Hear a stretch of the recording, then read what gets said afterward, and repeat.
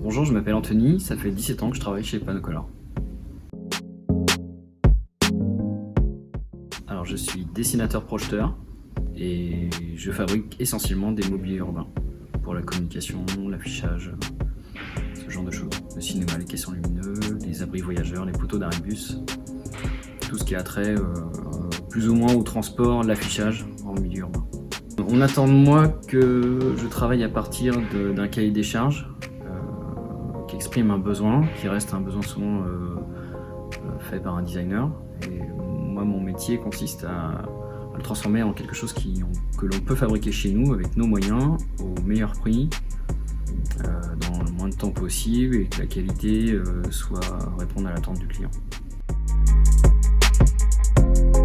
J'ai fait un BEP en 2 ans et un bac pro à la suite en études et réalisation d'outillage. Et après j'ai fait un BTS études et réalisation d'outillage dans la même continuité. C'était un BTS en 2 ans en alternance. Je suis parti dans une société qui faisait à la fois de l'outil d'emboutissage, à la fois du moule d'injection et aussi de la mécanique de précision.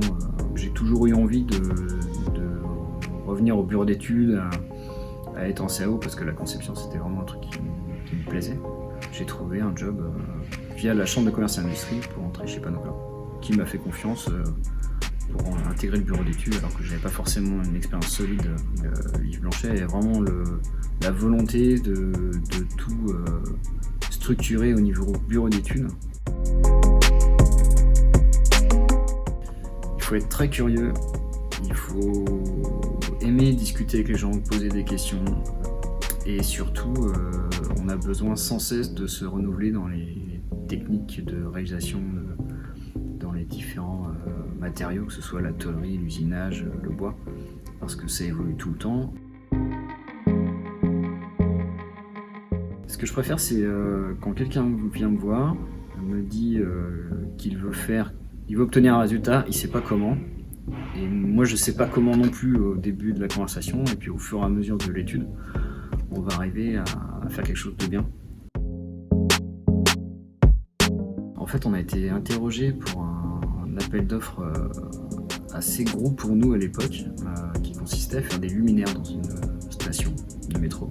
Et quand on a vu le luminaire, on leur a dit bah non, en fait, nous, on n'est pas fabricant de luminaires, on est fabricant de porte-affiches, lumineux certes, mais c'est pas de l'éclairage. Et donc, on a dit bah non, on peut pas répondre à votre appel d'offres. Le responsable achat est revenu vers nous, a insisté en disant si, chez vous, j'ai vu exactement ce qu'on veut. On a des porte-affiches avec un ruban de LED d'un côté et on a de la gravure dans le plexiglas qui permet de répartir la lumière uniformément. Et en fait, c'est exactement ce qu'ils voulaient dans leur dalle lumineuse.